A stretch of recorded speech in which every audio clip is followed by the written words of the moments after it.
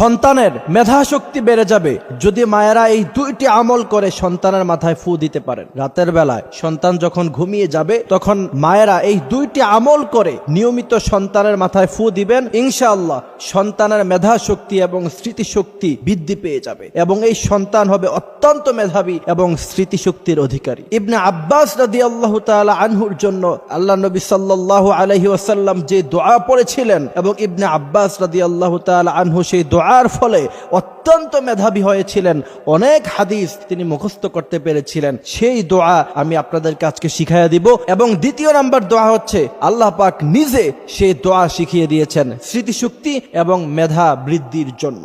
সেই দুই দোয়ার মধ্য থেকে প্রথম দোয়া হলো হযরত ইবনে আব্বাস রাদিয়াল্লাহু তাআলা আনহুর মেধা এবং স্মৃতিশক্তি খুব বেশি একটা ছিল না। আল্লাহ নবী সাল্লাল্লাহু আলাইহি ওয়াসাল্লাম হযরত ইবনে আব্বাসের জন্য তখন দোয়া করলেন, আল্লাহুম্মা ফাক্কিহু ফিদ্দীন, হে আল্লাহ আপনি ইবনে আব্বাসের ইলমে ফিকহের জ্ঞান বাড়িয়ে দেন। এই দোয়া যখন ইবনে আব্বাস রাদিয়াল্লাহু তাআলা আনহুর জন্য আল্লাহ নবী সাল্লাল্লাহু আলাইহি ওয়াসাল্লাম করলেন তখন থেকে দেখা গেল ইবনে আব্বাস রাদিয়াল্লাহু তাআলা আনহুর মেধা এবং স্মৃতিশক্তি দিন দিন বৃদ্ধি পেল।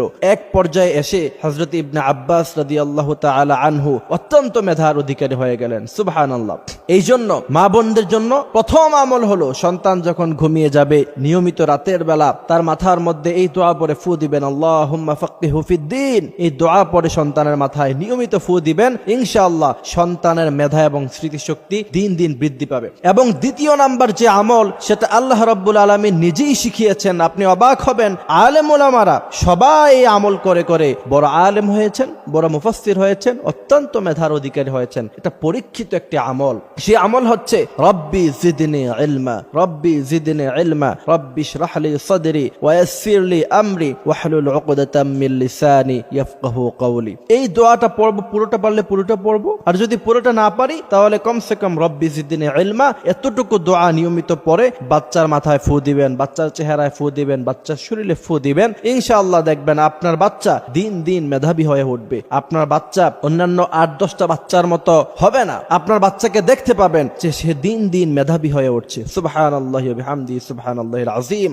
আজকে মেধা বৃদ্ধির জন্য আমরা অনেক ধরনের খাবার খাওয়াই, মেধা বৃদ্ধির জন্য আমরা অনেক সময় অনেক ধরনের মেডিসিন বাচ্চাদের জন্য ইউজ করি, বাট কিছু আমল আছে যে আমলগুলি করলে পরে রাসূল করিম সাল্লাল্লাহু আলাইহি সাল্লাম বলছেন মানুষের মেধা বৃদ্ধি পায়। এই আমলটি শুধুমাত্র বাচ্চাদের ক্ষেত্রে করবেন বিষয়টি এমন নয়, আপনাদের নিজেদেরও যাদের মেধা স্মৃতিশক্তি কম, অনেক সময় দেখা গেছে যে স্ত্রী বাজার আনতে বলছে, কি আনতে বলছে ভুলে গেছে, আবার স্বামী ফোন করে একটা কথা বলছে স্ত্রীকে ভুলে গেছেন, সেক্ষেত্রে আপনারা নিয়মিত আমলটি করতে পারেন, রব্বি জিদনি ইলমা, রব্বি ইশরাহ লি সাদরি ওয়া ইয়াসসির লি আমরি ওয়াহলুল উকদাতাম মিন লিসানি। আমলটি নিয়মিত করবেন, ইনশাআল্লাহ দেখতে পাবেন যে নিজেদের মেধা এবং স্মৃতিশক্তি দিন দিন বৃদ্ধি পাচ্ছে। আল্লাহ পাক আমাদেরকে আমলটি করার তৌফিক দান করুক, আমিন।